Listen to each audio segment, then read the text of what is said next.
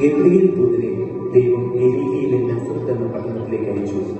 അവിടെ ദാവീദിന്റെ വംശത്തിൽപ്പെട്ട ജോസഫ് എന്ന പുരുഷനുമായി വിവാഹ നിശ്ചയം ചെയ്തിരുന്ന ഒരു കന്യകയായിരുന്നു.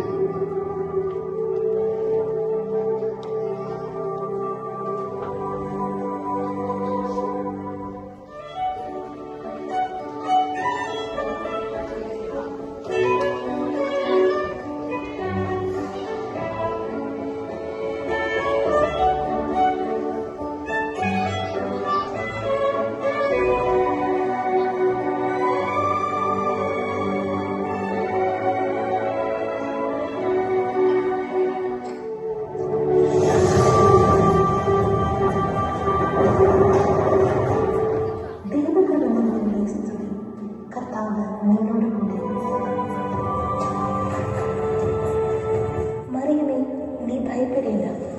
ദൈവസന്നിധിയിൽ നീ കൃപ കണ്ടെത്തിയിരിക്കുന്നു. നീ ഗർഭം ധരിച്ച് ഒരു പുത്രനെ പ്രസവിക്കും. നീ അവന് യേശു എന്ന് പേരിടണം. അവൻ മഹത്തായവനാകും.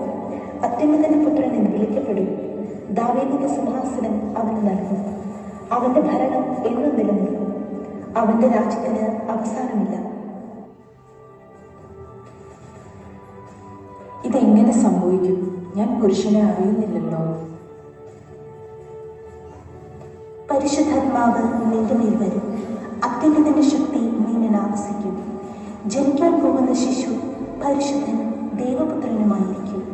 നോക്കൂ, നിന്റെ ചാർച്ചക്കാരിയായ എലിസബത്തും ഒരു പുത്രനെ ഗർഭം ധരിച്ചിരിക്കുന്നു.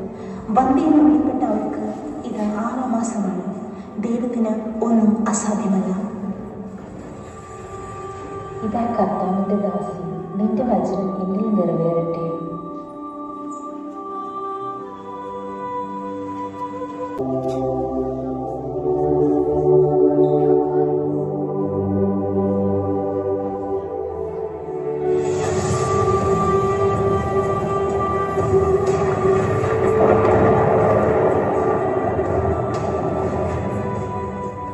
ദാവീദിന്റെ പുത്രനായ ജോസഫ് മറിയത്തെ ഭാര്യയായി സ്വീകരിക്കാൻ നീ ശങ്കിക്കേണ്ട.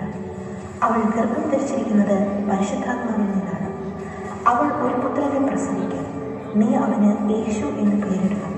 കാരണം അവൻ തന്റെ ജനങ്ങളെ അവരുടെ പാപങ്ങളിൽ നിന്ന് മോചിപ്പിക്കും.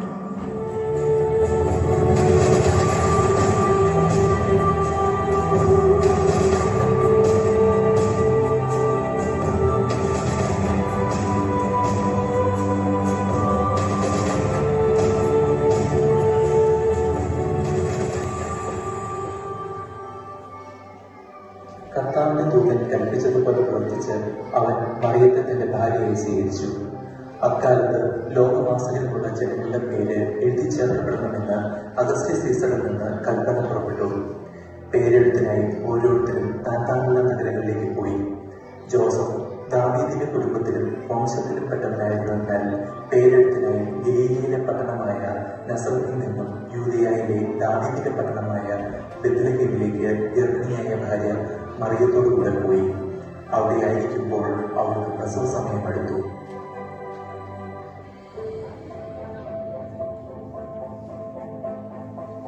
എന്റെ വേദനയും തളർച്ചയും കൂടിക്കൂടി വരുന്നു. എത്രയും പെട്ടെന്ന് ഉചിതമായ ഒരിടം കണ്ടെത്തണം. മേരി, വിഷമിക്കേണ്ട. ഞാൻ ഉടൻ നമുക്ക് താമസിക്കാൻ ഒരു സ്ഥലം കണ്ടെത്താം. ദയവായി ഒരു നിമിഷം ഇവിടെ കാത്തിരിക്കൂ.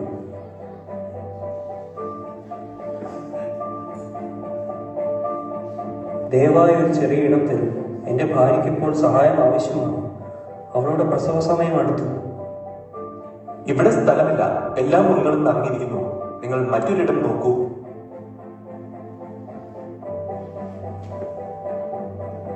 ദയവായി സഹായിക്കൂ.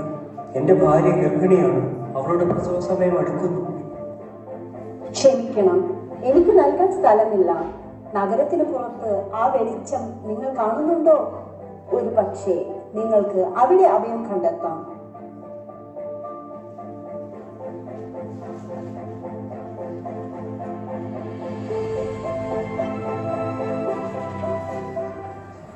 അവർ അവിടെ എത്തിയപ്പോൾ അതൊരു കാലിത്തൊഴുത്താണെന്ന് ജോസഫിന് മനസ്സിലായി.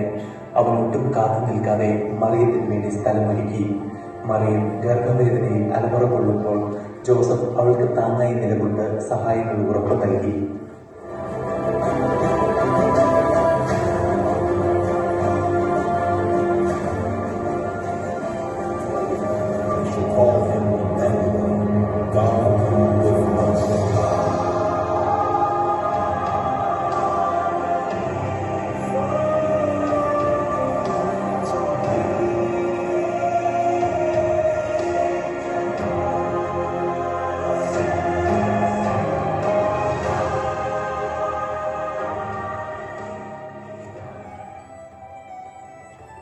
ദൈവം തന്റെ ദൂതനെ ഇടയന്മാരുടെ അടുത്തേക്ക് അയച്ച് ഇങ്ങനെ പറഞ്ഞു, ഭയപ്പെടേണ്ട, ഇതാ സകല ജനത്തിനും വേണ്ടിയുള്ള വലിയ സന്തോഷത്തിന്റെ സദ്വാർത്ത ഞാൻ നിങ്ങളെ അറിയിക്കുന്നു.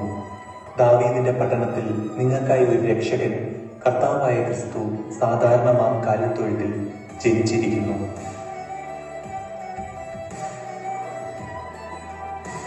കിഴക്ക് നിന്നുള്ള 3 ജ്ഞാനികൾ നക്ഷത്രത്തിന്റെ പ്രഭയിൽ ദീർഘയാത്ര നടത്തി ബെത്ലഹേമിലെ കാലിത്തൊഴുത്തിലെത്തി. അവർ കുഞ്ഞായ യേശുവിനെ കണ്ട് ആരാധിച്ചു. നിക്ഷേപ പാത്രങ്ങൾ തുറന്ന് പൊന്നും കുന്തിരിക്കവും മീറയും കാഴ്ചയർപ്പിച്ചു.